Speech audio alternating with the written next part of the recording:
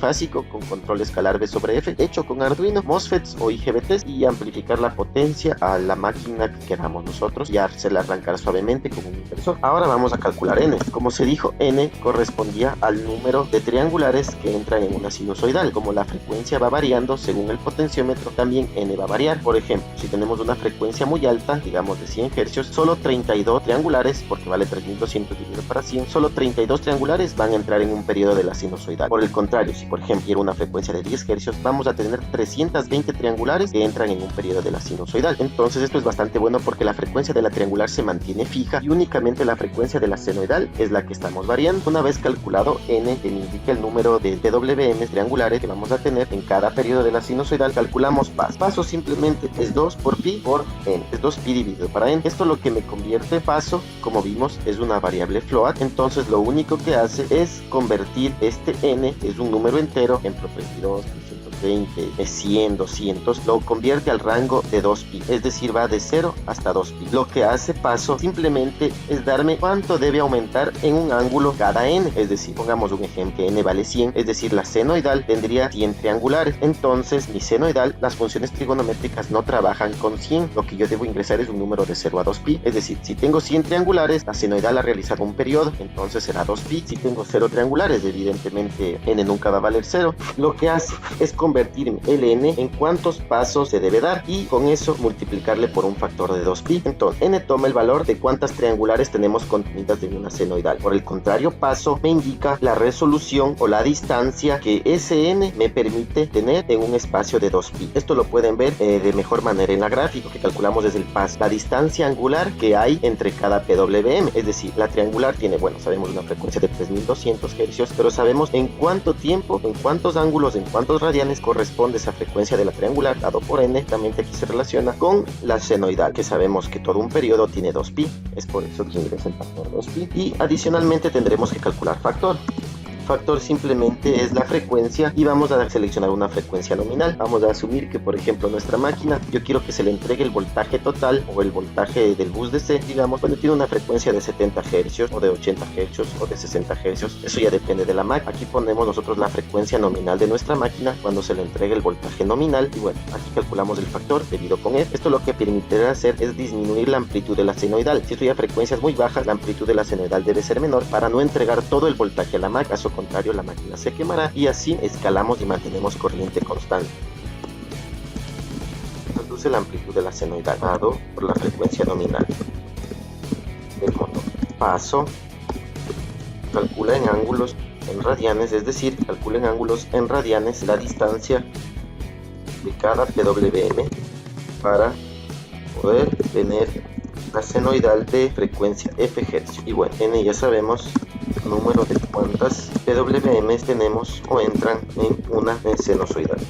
Eso sería todo lo que vamos a hacer en el loop. Entonces lo que hacemos es, leemos el potenciómetro, mapeamos al rango de frecuencias que yo quiero. Por ejemplo, mi rango es de 10 a 100 Hz. Calculamos cuántas PWM entran en esa frecuencia. Sabemos que la frecuencia de la PWM es alta, y para la frecuencia que nosotros deseamos, calcularemos cuántas triangulares o cuántas veces el timer genera una triangular o una cuenta en la frecuencia deseada. Calculamos paso, es decir, calculamos en una de esas frecuencias cuánto en radianes avanza o corresponde a la PWM, a cada interrupción del timer a cuánto corresponde en radianes, y factor simplemente me va a permitir escalar el voltaje que yo entrego a la carga, es decir, para frecuencias más bajas se entregará un voltaje más bajo, para frecuencias más altas la SPWM se sobremodulará y se entregará un voltaje más alto. Aquí tenemos la inicialización del timer. Lo único que nos falta declarar es la interrupción. Interruptor service routine, nosotros ya vimos que vamos a trabajar con la interrupción del modo captura porque estamos trabajando con el registro ICR. Queremos que la interrupción se produzca cuando se produzca la comparación, cuando el timer alcance su valor máximo dado por aquí por el registro ICR. Cuando el timer alcance este valor, ahí se va a producir la interrupción y ahí nosotros vamos a actualizar nuestro valor. Entonces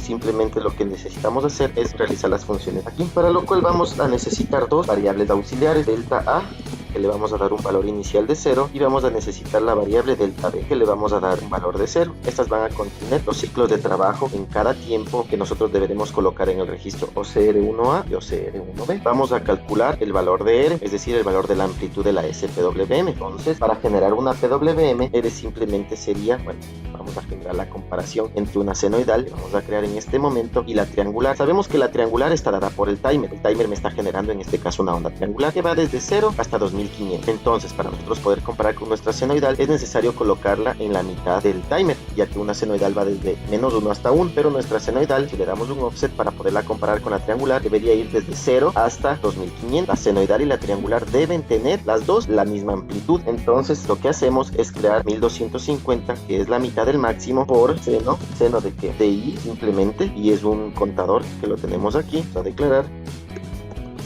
contador de cada interrupción. Entonces, seno de I y por paso. Aquí lo que hacemos es, cada que se produce la interrupción, en vez de tener un número entero, multiplicar por el paso que se calculó aquí, tenemos en radiano cuánto corresponde ese tiempo de cada interrupción. Esto está entre ya desde menos 1250 hasta 1250. Deberemos sumar el offset, que es la mitad de este número, 1250. En este caso, esta senoidal irá desde 0 hasta 2500, ya que la función seno va desde -1 hasta 1. Entonces, aquí lo que se hace es senoidal que vaya desde 0 hasta 2500. Ahora, el truco está aquí. Recordemos que a frecuencias más bajas mi senoidal debe ser más pequeña. Entonces nosotros utilizamos factor para que a frecuencias más bajas, por ejemplo, a una frecuencia de 7 Hz, solo tendremos que entregar el 10% de la amplitud de la senoidal. Eso dice la teoría. Entonces, por eso con factor nosotros bajamos la amplitud de la senoidal, bajamos el voltaje, pero como la frecuencia es más baja, la impedancia también ha bajado por la inductancia y la corriente se mantiene en teoría constante. Aquí lo que deberemos hacer es I más incrementa cada vez que se produce la interrupción, y si I en este caso es mayor que N, lo que hacemos es que lo podemos hacer. Si llega a ser mayor que N, es decir, ya alcanza todo el periodo de la senoidal, tiene que volver a ser 0 para que la senoidal empiece desde el comienzo, otra vez desde el ángulo 0 hasta el ángulo 2pi, porque cuando I alcanza el valor de N, en ese caso, al multiplicar, si I alcanza el valor de N, en ese caso, paso siempre va a ser 2pi por N. N se simplifica y me va a quedar 2pi, entonces ya hemos alcanzado los 2pi radianes, es decir, todo el periodo de la senoidal. Ahora, tenemos que analizar bien esta variable I. Esta variable I va a ir desde 0 hasta N, pero aquí vimos que si la frecuencia de la PWM vale 3200 y nuestra frecuencia deseada vale 10, N va a tomar un valor de 320. Entonces es por eso que N ya debería ser de tipo entero, y también,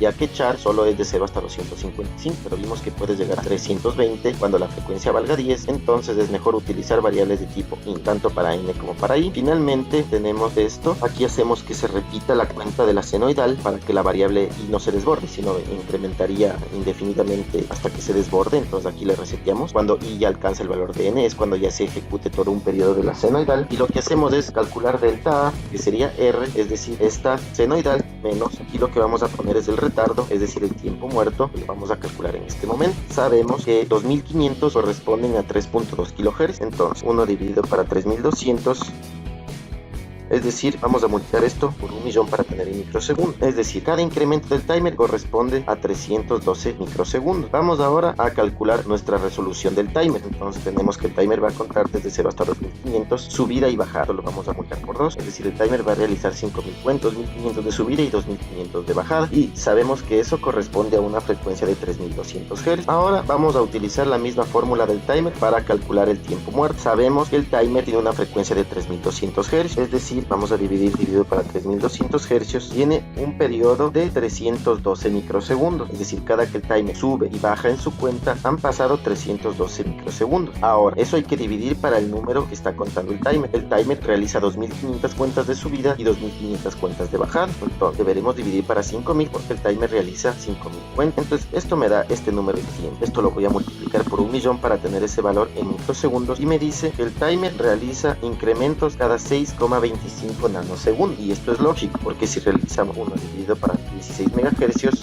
y bueno, vamos a multiplicarlo por 1.000.000 para tener en microsegundos, tenemos que cada 62,5 nanosegundos el timer realiza incrementa en 1 su valor. Entonces, yo quiero un tiempo muerto, vamos a decir, de 10 microsegundos. Entonces, vamos a sacar el inverso de este, es decir, en 16 cuentas del timer van a pasar 1 microsegundo. Si quiero un incremento de 10 microsegundos, deberemos tener 160 cuentas del timer. Es decir, mi timer, como tiene una frecuencia de 16 MHz, debe hacer 160 cuentas para que haya pasado un tiempo de 10 microsegundos. Es por eso que aquí en retardo vamos a poner 80, como se hizo en la anterior práctica, del modo fase y frecuencia corregida de la PWM. Con 80 se define 5 microsegundos, que es el retardo, la mitad del retardo, 5 microsegundos de tiempo muerto por cada MOSFET. 5 microsegundos se le retarda al